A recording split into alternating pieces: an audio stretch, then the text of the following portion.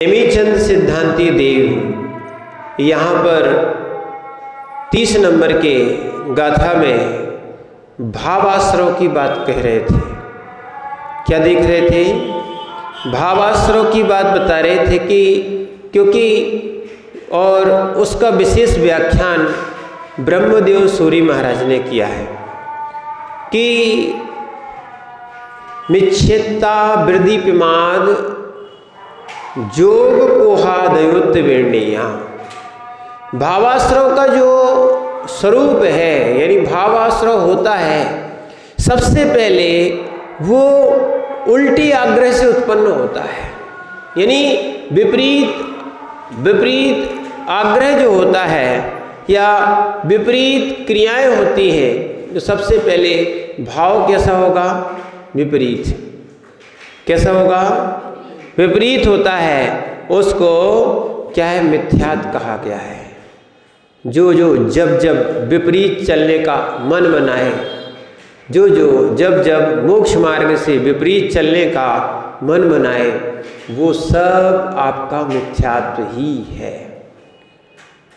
क्या है? जिसको सम्यक्त और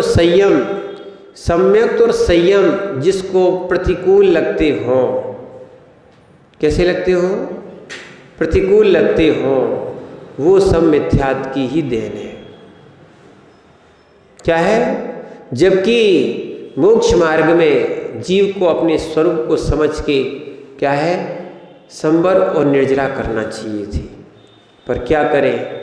जिसको अनुकूल होना चाहिए थे उसके प्रतिकूल हो जाते हैं, जिसके प्रतिकूल होना चाहिए उसके जीव अनुकूल हो जाते हैं। तो इसीलिए ये सब उल्टा सुल्टा करने वाला कोई है तो स्वयं का मिथ्यात्व रूप परिणाम क्या है? बहिरात्मा जीव कहो, जो देह और कर्म आदि को अपना मान लेता है। कर्म भी पर है। कर्म कैसे हैं? पर हैं। इसीलिए उन कर्मों से जीव क्या है? विरक्त होता है, व्रती बनता है। व्रती में भी ध्यान रखना, अव्रती किसे? अपने आवश्यकों में। चुल्लक जी, अव्रती किसे कहते हैं? अभी पढ़ी थी ना।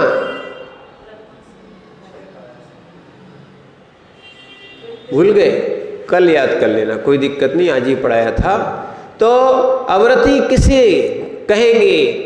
जो अपने कर्तव्य हैं, ठीक है ना? कौन कौन से? वो प्रमाद में आ रहा है, ठीक है। अव्रती सटकाए जीवों की हिंसा करना, और छह इंद्रियां, यानी 5 इंद्रियां और एक मन, इंद्री अनिंद्री दोनों मिलाएंगे, ये इनकी अनुसार चलना। हिंसा भी करना, स्थावर और त्रस्की, ये वो 6 ये हो गए। और 6 क्या हो गया? बोले हम क्या करें, मर गए थे। बहुत सारी चीज़ें, जितना परिग्रह कम रखोगे उतनी हिंसा कम होती है। जितना परिग्रह कम रखोगे उतनी हिंसाएं कम होती हैं। नहीं तो लोग समझते नहीं हैं, इनमें चाहे वो भोजन सामग्री भी क्यों ना हो, उसको उतना ही लेना, उतना ही रखना, और रखना तो सुरक्षित रखना। अन्यथा जो माना कि आपने पानी भी खुला छोड़ दिया, क्या है? अब पहले जैसे स्थान नहीं बचे। नहीं तो पहले बहुत अच्छी चीज़ें रहती थी कि आपने जैसे ही पैर आदि धोए तो पानी क्या है? वहीं के वहीं सूख जाता था। अगर माना कि आपने पानी डाला, कोई कफ आदि थूका है, अगर उसमें भी जीव मरते हैं, मल को भी, सुनो अच्छे से छुल्लक जी, क्या है? मल को भी, कफ को भी ढक देना चाहिए। क्यों?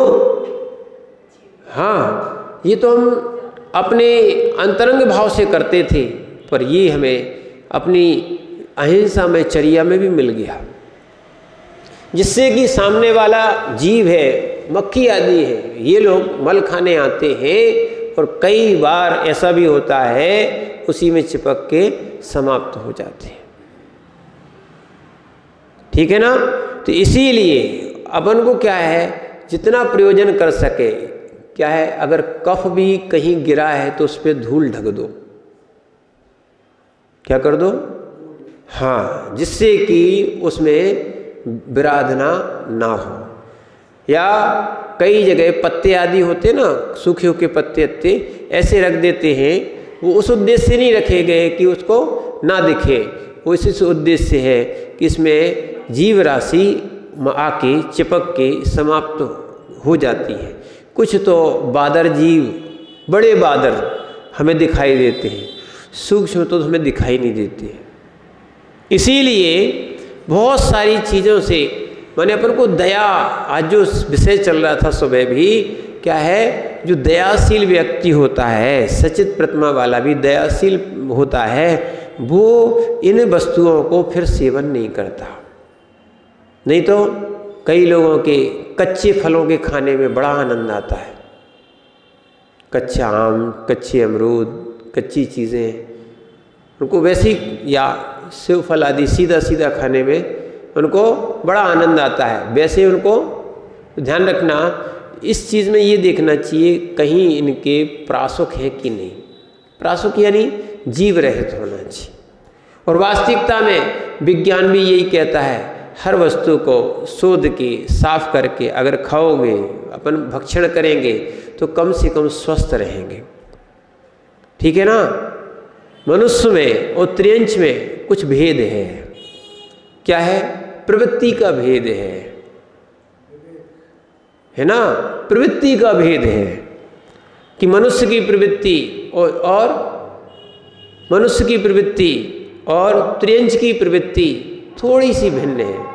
अविवेक से सारी क्रियाएं करता, देखो ना, जैसे आप चिंपैंजी टाइप का जो बंदर होता है बिल्कुल मनुष्य जैसा लगता है, पर क्या एक मनुष्य के काम करता है? चिंपैंजी जो बंदर होते हैं वो मनुष्य, पूरे मनुष्य के आकार जैसे होते हैं, पर क्या वो मनुष्य जैसे काम करते हैं? क्या नहीं करते हैं। इसीलिए ध्यान रखना, इसीलिए मनुष्य की क्रियाओं में और त्रियंचों की क्रियाओं में थोड़ा सा विवेक रखा गया है, और मननशील होता है। फिर जो धर्म ध्यान करने लगता है, और जिसको अरे अपन ने अन्य पर्यायों में जीवों पर दया नहीं कर पाई है, तो कम से कम मनुष्य पर्याय में क्या है, व्रती बन के जीवों पर दया करना चाहिए। क्या है, जहाँ जहाँ जिन जिन त्रियंचों तक ने व्रती बने हैं, क्या है, आप देख लेना, शेर व्रती बना था तो उसकी गति सुधर गई। क्या, यशोधर चरित्र में वो मुर्गा मुर्गी व्रती बने, गति सुधर गई। क्या है, ऐसे जो जो जीव व्रती बनता है, बहुत से उदाहरण हैं, जो जो अंत समय में भी व्रती बने उनकी क्या हो जाती है, गति सुधर जाती है। कहाँ मुर्गा मुर्गी थे, और यशोधर के जीव की, यशोधर और यशोधर की माँ जो आटे के मुर्गे की बलि चढ़ाने से बहुत सी गतियों में भटके, और उसके बाद अंत समय जो अंतिम पर्याय उनकी जो मुर्गा मुर्गी की गति थी, उसमें भी उन्होंने क्या है, वो जाति स्मरण हो गया, और महाराज को देख के वो क्या है, आनंदित हुए। उन्होंने जाति स्मरण होने के बाद वो अवधि गंध के धारक मुनिराज थे, उन्होंने उनको अणुव्रत दिए। इतने में ही अणुव्रत लेके अच्छे आनंद से मुर्गा मुर्गी नाच रहे थे, इसी बीच किसी ने बाण छोड़ दिया, दोनों समाप्त हो गए। मरण करके अपने ही पुत्र के पुत्र पुत्री बने। व्रती से कितना विशुद्धि बढ़ गई। क्या है, मनुष्य से हिंसा की थी, सो त्रियंच पर्याय मिली। त्रियंच पर्याय में व्रती बन गए तो स्वयं फिर राजपुत्र हो गए। इसीलिए व्रतों का बहुत प्रभाव होता है, व्रतों का बहुत प्रभाव होता है। इसीलिए ध्यान रखना, जीवन में अंत समय तक कहीं ना कहीं या तो शुरू से होना चाहिए, नहीं तो अंत समय तक जीव को व्रत धारण करना चाहिए बुद्धिपूर्वक। और व्रत मिल गए हैं जिनको, उनको आनंद के साथ पालन करना चाहिए। वो तो बहुत पुण्यात्मा जीव हैं जो जिन शासन को आत्मसात करते हैं, व्रतों को आत्मसात करते हैं, यानी अनंत भवों के बाद उस जीव को व्रत मिल गए जो मोक्ष मार्ग का बिल्कुल अब रास्ता क्लियर करता जा रहा है। तो ऐसे व्रती लोग क्या है, अपने मिथ्यात्व परिणामों को भी संभालते हैं, क्योंकि व्रत मिलना चारित्र मोहिनी कर्म के मंदोदय से है।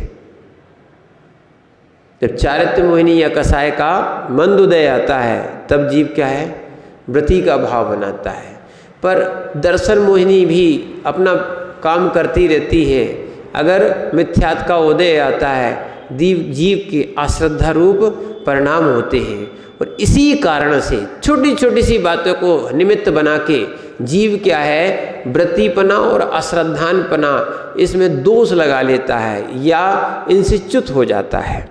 इसीलिए जो है ना, मिथ्यात्व, अवृत्ति और प्रमाद, क्या चल रहा था, प्रमाद। तो यहाँ पर ये विषय आपका कहाँ तक हुआ था, प्रमाद तक हो गया था। ठीक है, तो अपन प्रमाद से शुरू करते हैं।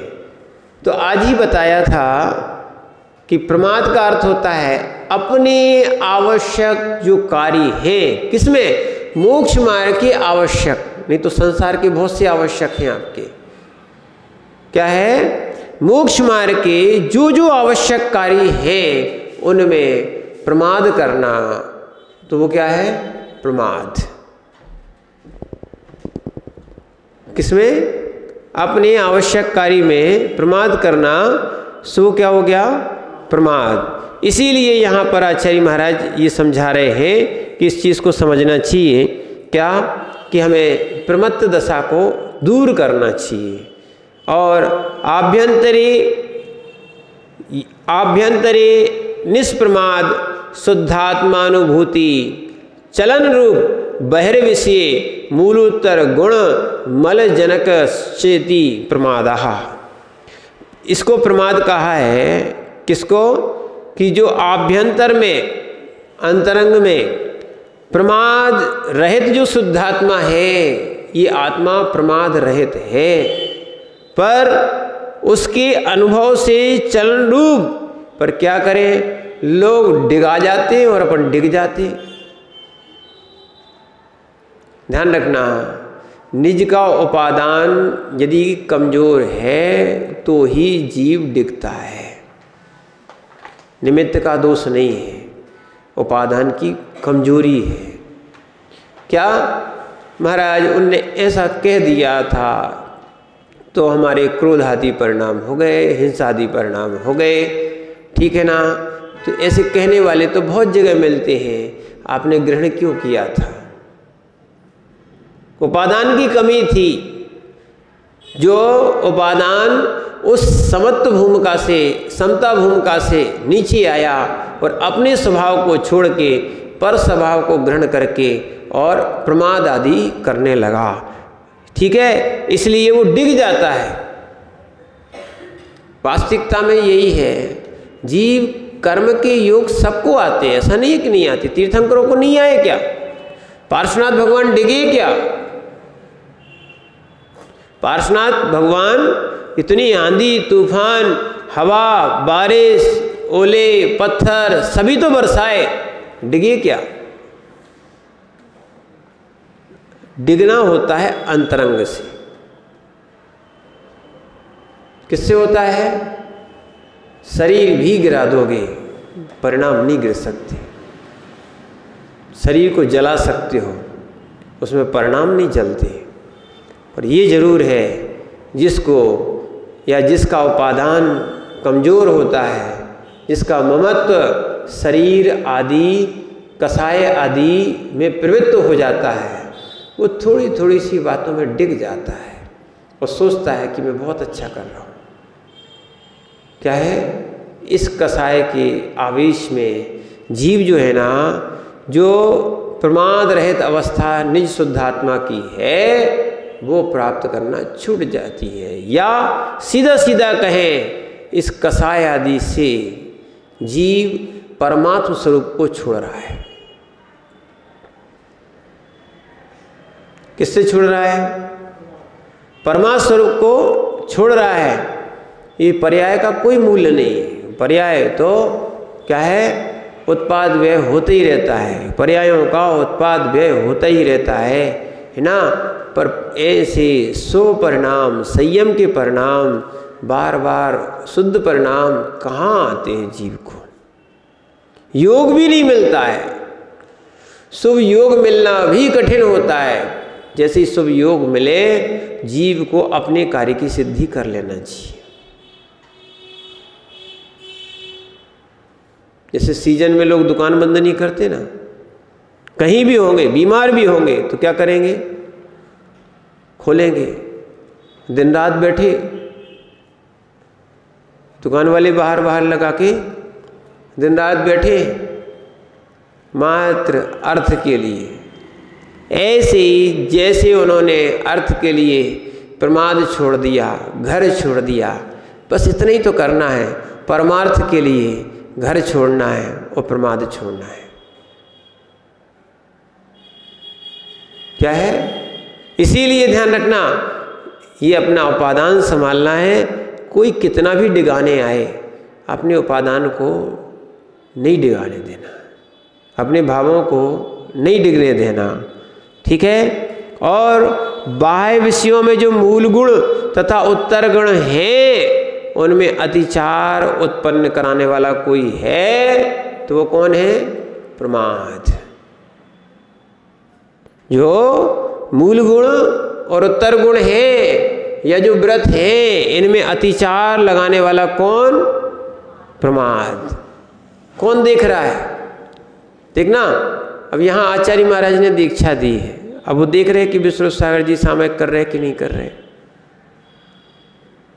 क्या है? पारस भी है, देख रहा कोई और। ठीक है, अब हम लोगों से कोई कह सकता कि कर रहे कि नहीं कर रहे। फिर भी क्या है? स्वयं के लिए कर्म क्षय करना है तो उस समय अतिचार नहीं लगाना है। उस समय जीव स्वयं सावधान होता है। क्या है? दुकान पे अच्छे से नहीं बैठेंगे तो अर्थ नहीं आएगा। क्या है? दुकान को अच्छे से नहीं बैठेंगे तो अर्थ नहीं आएगा। ऐसे ही व्रतों को अच्छे से नहीं पालोगे तो परमार्थ नहीं मिलेगा।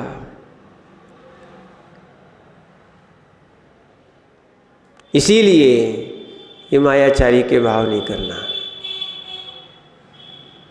क्या है? इसीलिए ये प्रमाद ही अतिचार लगवाता है। ठीक है ना? ये तो निमित्त मात्र है, नहीं तो कल के दिन कहो महाराज क्या करें, प्रमाद का योग था इसलिए ऐसा हो गया। नहीं, प्रमाद का कोई दोष नहीं है। प्रमाद को करने वाला कर्ता जीव स्वयं है। क्या है? कर्माण वर्गणाएं तो लोक में ठसाठस भरी हुई है। कैसी है? कर्माण वर्गणाएं तो लोक में ठसाठस भरी है और विश्वरूप चय रूप में है। एक शब्द आता है, कौन सा? विश्वरूप चय रूप में है। सुनो, यानी जैसे उम्मीदवार, जैसे जीव ने वोट डाली वैसे ही वो नेता जीत जाता है। ठीक है? जिसकी ज्यादा वोट डल जाती है वो जीत जाता है। जैसे वो खड़े रहते ना, ऐसे ही ये कर्म खड़े हैं। जैसे ही तुमने रागादि भाव किए, द्वेषादि भाव किए, तुरंत आपके पास आके खड़े। क्या हो गया? जैसे मोबाइल में नंबर डायल किया, फोन लग जाता है। ऐसे ही रागादि भाव किए, या वो उदाहरण दिया था, तेल लगा के जैसे ही खड़े हुए, जहां पर धूल उड़ रही थी तुरंत चिपकना शुरू। ऐसे ही रागादि भाव किए, द्वेषादि भाव किए, है ना? तो इसीलिए ये क्या होते हैं? कर्म आके चिपक जाते हैं। ठीक है ना? कर्म स्वयं किसी को चिपकाते नहीं है, चिपकते नहीं है, ठीक है ना। जीव ही इसका पुरुषार्थ राग आदि का करता है। करता कौन? जीव, स्वयं जीव है, ठीक है। और छोड़ने वाला भी जीव है, बंध भी वही करता और निर्जरा भी वही करता, ठीक है। इसीलिए यहां पर ये आश्रय करने वाला कौन? जीव। आगे बताते हैं, ये हो गया आपका कौन सा? प्रमाद। आगे बताते, निश्चय नहीं ने निष्क्रियस्यापि परमात्मनो व्यवहारिणे वीर अंतराय क्षोभ समुत्पन्न मन वचन काय वर्गणावलंबन कर्मादान हेतुभूत आत्म प्रदेश परिस्पंदो योगा इति उच्यते। अब योग की बात बता रहे हैं। निश्चय नए से क्रिया रहित परमात्मा के भी जो व्यवहार से वीरायंत्राय कर्म के क्षोभ सम से उत्पन्न मन वचन काय का वर्गणाओं को आलंबन करने वाला कर्मों को ग्रहण करने में कारणभूत आत्म प्रदेशों का परस्पंदन है, उसे योग कहते हैं। क्या है? योग की बात बता रहे हैं यहाँ पर। योग जो है वो कैसा होता है? योग जो है हलन चलन वाला है। शरीर को हलन चलन करोगे, शरीर का हलन चलन होगा।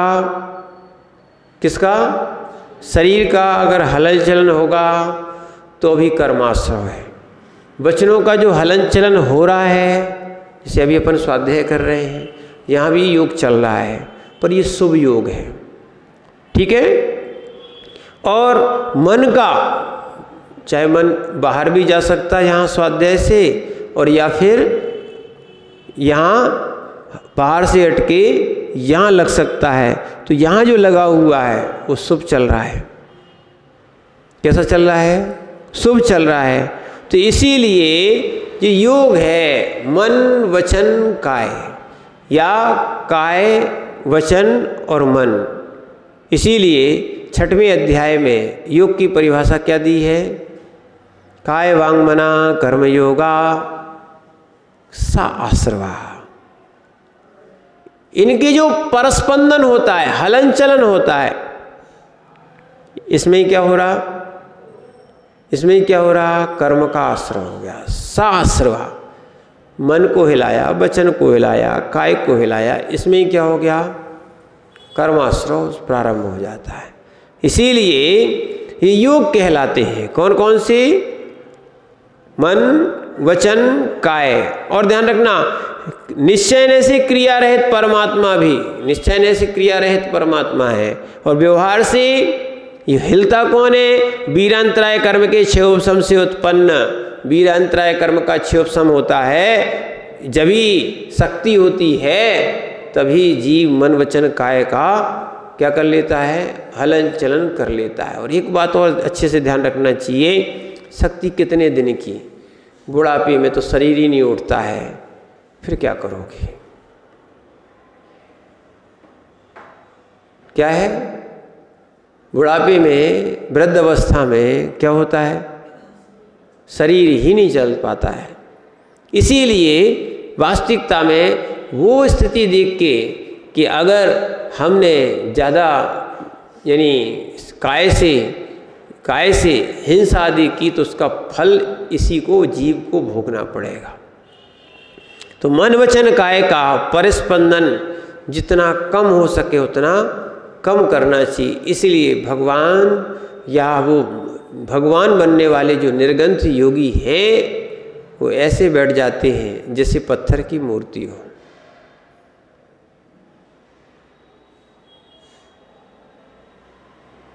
क्या है? इसीलिए ध्यान रखना, कहीं तो बैठे बैठे पैर हिला रहे हैं, ये अशुभ के लक्षण है। बैठे बैठे माला घुमा रहे हैं, क्या है?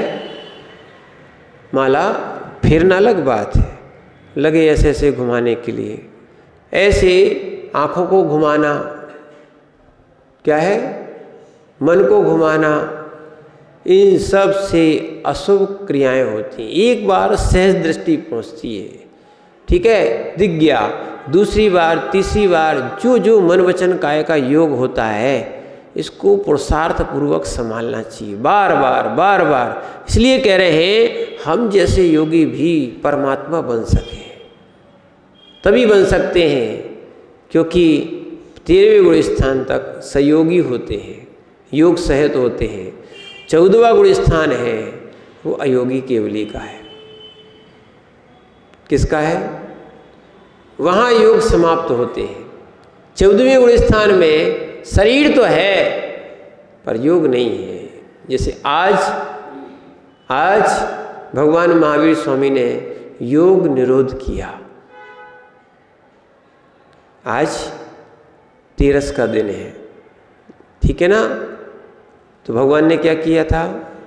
योग निरोध कर लिया। अब उनका विहार बंद, विहार आदि बंद, जो आकाश आदि में विहार होता तो सब बंद, ठीक है, आहार तो लेना बंद ही था। जब तक भगवान को केवल ज्ञान नहीं होता, यानी जब तक मुनिराज को केवल ज्ञान नहीं होता या केवली नहीं बनते, चाहे सामान्य केवली हो चाहे तीर्थंकर केवली हो, जब तक ये क्या है केवल ज्ञान नहीं होता है तब तक आहार चर्या आदि ये करते हैं। बाकी केवल ज्ञान के बाद आहार बिल्कुल बंद। कैसे जीते होंगे? कर्म नो कर्म का आहार है उनका। किसका? कर्म नो कर्म का आहार उनका चलता है। और वो अगर 8 साल के भी होंगे और एक पूर्व कोटि की भी आयु होगी तो उतने तक चलेंगे, उनको आहार की फिर आवश्यकता नहीं है। क्यों? क्योंकि उनका शरीर जो है, आपको सुबह बताया था, औदारिक से परम औदारिक शरीर हो जाता है। यहाँ 7 धातुओं की आवश्यकता होती है, वहाँ 7 धातु की आवश्यकताएं नहीं है, ठीक है। और देवों की भी 7 धातुएं नहीं होती हैं, 7 धातु से रहित वैक्रियक शरीर होता है। कौन सा? अपना शरीर अपन अच्छा मानते हैं, वो गंदा है, 7 धातुएं भरी हुई हैं। मल का पिंड है, 9 मल के द्वार हैं और ये तो मूल है। बाकी जितने जगह से पसीना निकलता है ये सब मल ही का द्वार है। पसीना भी क्या है? मल है। बाल भी क्या है? मल है, ठीक है। शरीर की चमड़ी अमड़ी ये सब क्या है? मल है, ठीक है ना। पर इसका जीव ध्यान करता रहता है। इसमें ठीक है उपचार कराना अलग बात है, पर इससे ममत्व रखना, इसमें बिल्कुल हाय हाय करके जीना, ये जो है ना इससे योग और खराब करना। हो सके उपचार कराओ, ठीक हो गया, अच्छी बात है। जैसे अपन गाड़ी चलाते हैं उसको अच्छी रखते हैं कि कोई समय पे खराब ना हो जाए, इसलिए उसको देखभाल, उसकी सर्विसिंग वगैरह सब चीज़ें कराते रहते हैं। ऐसी शरीर का मात्र हमारा संयम का साधन बने, इसलिए इसको चलाते रहना चाहिए। और ऐसे ये कब तक चलता है? फिर जब तक संयोग केवली रहते हैं तब तक चलता है। और जैसे ही 4वें गुण स्थान में 14वें गुण स्थान में प्रवेश होता है अयोग केवलियों का, ये शरीर फिर योग में से करना बंद कर देता है। आगे बताते योग, और योग के बाद आने वाले हैं कसाय। यही मूल कारण कसाय है, और कसाय से ही जीव संयम को प्राप्त नहीं हो पा रहा है। तो यहाँ बताते इसी बात को, आभ्यंतरे, सब आभ्यंतरे की बात आ रही है आज, क्योंकि यहाँ पर भावाश्रव की बात है। तो आभ्यंतरे परम उपसम मूर्ति केवल ज्ञानाद्य अनंत गुण स्वभाव परमात्म स्वरूप क्षोभ करहा बहिर्विषय तू परेशान संबंध त्वेन कृत्वाद्या वश रूपः क्रोधादयश्चेति चेति उक्त लक्षणा पंच आश्रवा अथवा मैंने अथो विण्णेया विज्ञेया ज्ञातव्या। आचार्य महाराज कह रहे हैं यहाँ पर कि जो क्रोध है उसकी बात यहाँ पे बता रहे हैं, तथा आभ्यंतर में उपसम मूर्ति वाला, ये जीव कैसा है? उपसम मूर्ति वाला तथा केवल ज्ञान आदि अनंत गुणों रूप स्वभाव का धारक है। इस आत्मा को सामान्य नहीं समझना, अमूल्य है। कैसी है? प्रत्येक जीव का जीवन, प्रत्येक जीव की आत्मा अमूल्य है। कैसी है वो? उपसाम मूर्ति वाला और केवल ज्ञान आदि अनंत गुणों से अनंत गुण रूप स्वभाव का धारक है, चाहे एक इंद्रिय हो चाहे पंचेंद्रिय हो। वास्तविकता में शक्ति रूप से सब भगवान आत्मा है। ठीक है? धारक जो परमात्मा का स्वरूप है उसमें क्षोभ को उत्पन्न कराने वाला तथा बाह्य विषयों में एक तो क्षोभ उत्पन्न कराएगा तथा बाह्य विषयों में पर के संबंध से क्रूरता आदि के आवेश रूप जो क्रोध आदि है उनको कसाय कहते हैं। ठीक है ना? बाह्य विषयों में संबंध करने से क्रूरता आदि, ये जीव के अंदर जो उपसम वाला जीव था उसको क्रूरता आ जाती है, और क्रूरता आती है को उस आवेश से क्रोधादि होते हैं, उनको कसाय कहा जाता है। इस प्रकार हम कसायों को भी उपशम करने का पुरुषार्थ करें। इन कसायों के कारण ही या मिथ्यात, अवृत्ति, प्रमाद, योग और कसायों के कारण ही जीव ने अनंत काल से भावाश्रय किया है, उससे द्रव्याश्रय हुआ है और वहाँ भी बंद भी हुआ है और संसार मिला है। इसीलिए हम आश्रय को समझ के आश्रय को रोक लेंगे तो संवर और निर्जरा होगी, और जिनकी संवर निर्जरा होती है उनको मोक्ष जाने से फिर कोई नहीं रोक सकता। इसीलिए हम संवर पूर्वक निर्जरा करें जिससे हमारा मोक्ष मार्ग प्रशस्त हो। ओम नमः सिद्धेभ्य।